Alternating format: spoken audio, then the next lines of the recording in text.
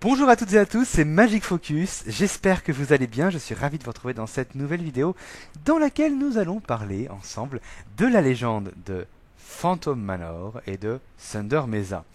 S'il y a bien un endroit à Disneyland Paris où le storytelling, c'est-à-dire les histoires racontées, sont développées à leur paroxysme, eh bien c'est bien du côté de Frontierland. Et oui, Thunder Mesa et notamment Phantom Manor sont si puissantes au niveau de leurs histoires, et bien que il y a toujours eu un tas de légendes autour de ces lieux, mais aussi Phantom Manor qui est actuellement l'attraction avec le plus grand nombre de fans et de passionnés. C'est une attraction qui tout simplement est extrêmement prisée par tout un tas de fans, de théories également. C'est une véritable histoire qui a été longtemps un peu un fantasme pour beaucoup de personnes et qui continue de l'être aujourd'hui. Donc véritablement, Phantom Manor, mais aussi tout notre Frontierland, sont assez particuliers. C'est ce que nous allons voir dans cette vidéo qui j'espère vous plaira et qui comme d'habitude vous allez apprendre des petites choses, espérons. C'est parti donc pour la légende de Phantom Manor et de Thunder Mesa.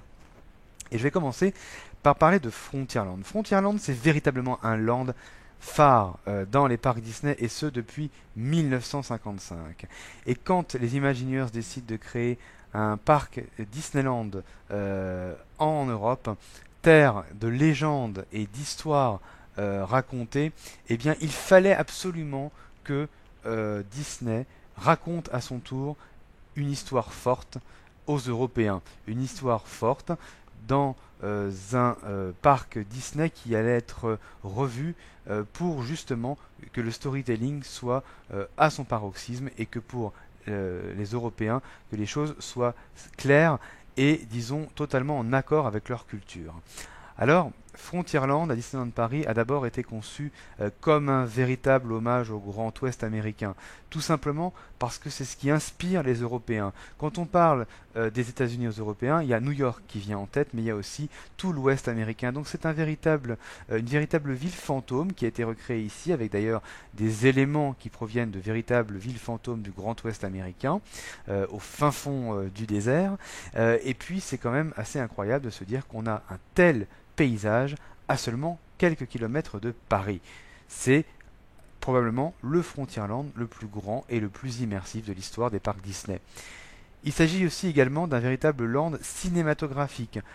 Comme un grand hommage finalement au western, c'est comme si Frontierland était un grand plateau de tournage finalement, parce que le western c'est quelque chose qui va forcément parler aussi aux Européens. Si on parle du Grand Ouest, dans la tête d'un Européen, on parle du western. D'ailleurs, nombreuses sont les musiques de certains westerns qui sont diffusées dans la background musicale du land.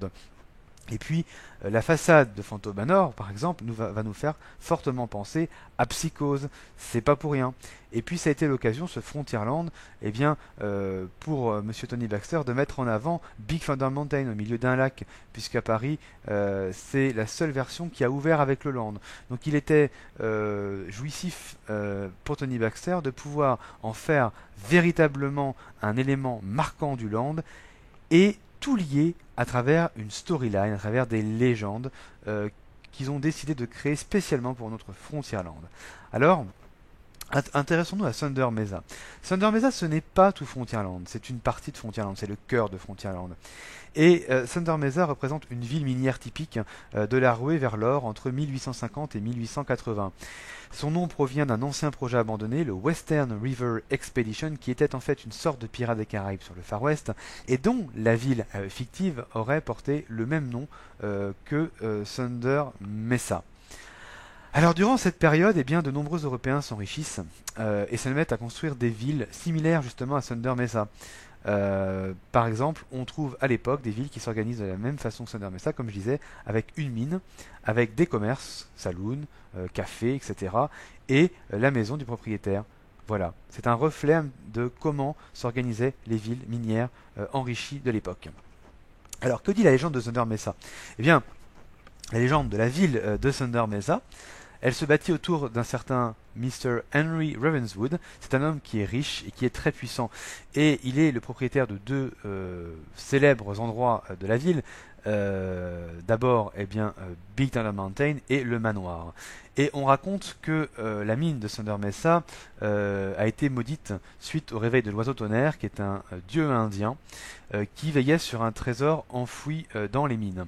Et cet oiseau se serait réveillé quand une certaine personne aurait tenté de lui prendre son trésor, et sa colère aurait été telle qu'il aurait déclenché un tremblement de terre dans toute la ville, d'où le nom d'ailleurs de Thunder Mesa, qui veut dire tonnerre.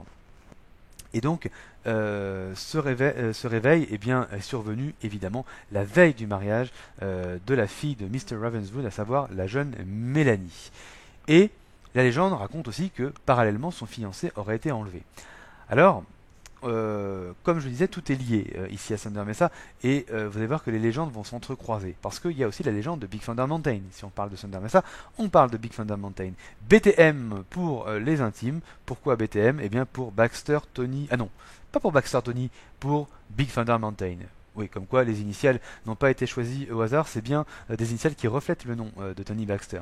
Donc Big Thunder Mountain, ou la montagne du grand tonnerre en français, est nommé ainsi en raison tout simplement eh bien, de la légende de l'oiseau géant, hein, le grand tonnerre, qui est donc, comme je disais, niché dans les montagnes et qui garde un trésor. Alors, cette légende de l'oiseau tonnerre, elle est prouvée par des signes indiens qui sont situés, si vous regardez bien, sur la grande arche située de l'autre côté de la rivière, davantage à côté de Phantom Manor. Alors je ne vais pas ici raconter l'histoire de Big Thunder Mountain, mais c'est quand même extrêmement important, puisque c'est l'élément central de Thunder Mesa, et c'est même la raison pour laquelle la ville s'est établie. Elle s'est enrichie grâce à la mine très prospère de Big Thunder Mountain. C'est donc une mine qui est très importante pour les habitants, et même si elle est assez dangereuse, elle offre la richesse aussi à son propriétaire, donc Henry Ravenswood. Mais l'oiseau tonnerre fut donc réveillé, et comme je disais, le tremblement de terre a eu lieu, et c'est pour cela que la mine a été abandonnée suite à ça, en raison de la malédiction. Mais la malédiction, elle est revenue sans cesse. C'est pour ça qu'on a ces fameux trains fous dans les mines, et c'est ça qui va attirer la curiosité du visiteur, et c'est ça qu'il va donc découvrir. Alors, c'est donc une malédiction que les visiteurs peuvent découvrir sur Big Thunder Mountain, mais il y a aussi une autre légende qui est quand même, elle, beaucoup plus intrigante, celle de Phantom Manor. Alors, Mr. Ravenswood a fait construire ce magnifique manoir sur la colline pour montrer sa puissance et sa richesse. Il domine donc la ville de Thunder Mesa, et ce magnifique manoir au style victorien est en fait plein de mystères assez morbides. Alors, la veille du mariage de Mélanie Ravenswood, donc, il y a eu ces fameux événements étranges qui se sont produits, avec le tremblement de terre, etc., etc. Et donc, la légende dit que personne ne revit Mélanie, de même que les autres habitants du manoir, et on peut parfois voir malgré tout la silhouette de Mélanie à l'étage. Et deux employés du manoir un jour sortent de celui-ci en proie à une immense folie, et ils prétendent avoir vu des esprits prendre possession du manoir.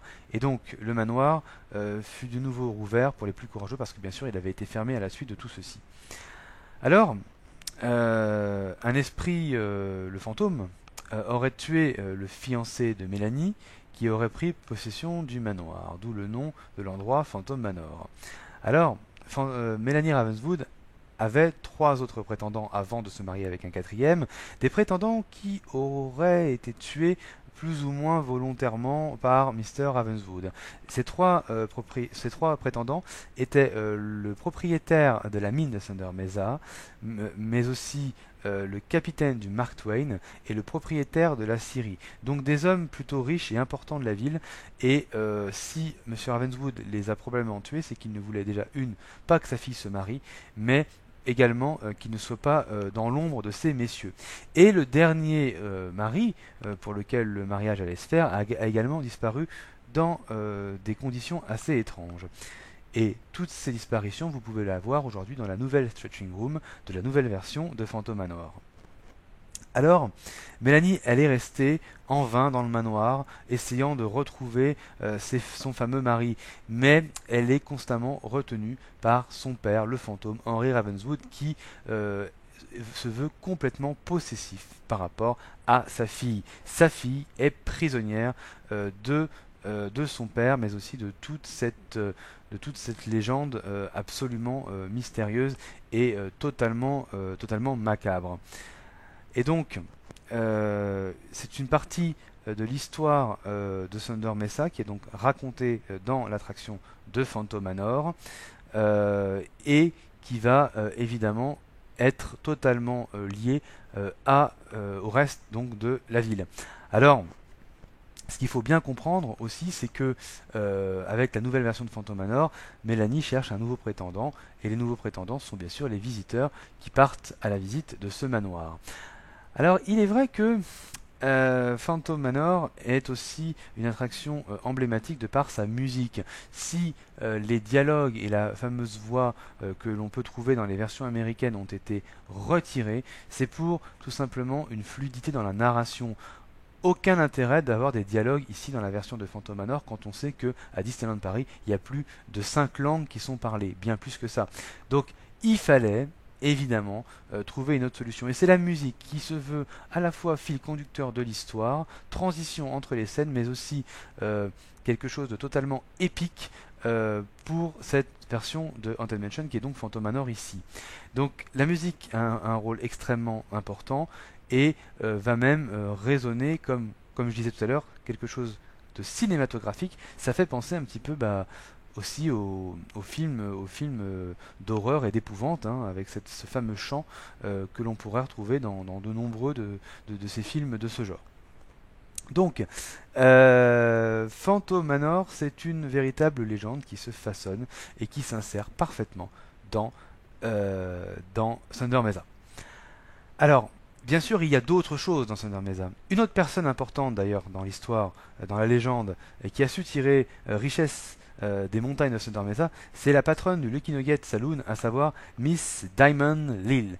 C'est d'ailleurs grâce à la mine qu'elle a pu bâtir le saloon, hein, puisque Lucky Nugget c'est la pépite chanceuse, c'est ce qu'elle a donc trouvé dans la mine, et on la voit d'ailleurs cette mine qui est donc à l'entrée sous cloche, à l'entrée du Lucky Nugget Saloon.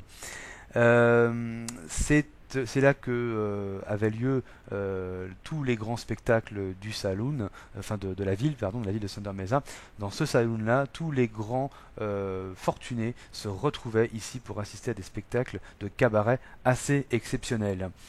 Alors, il y a d'autres endroits, comme je disais, il y a aussi le Last Chance Café.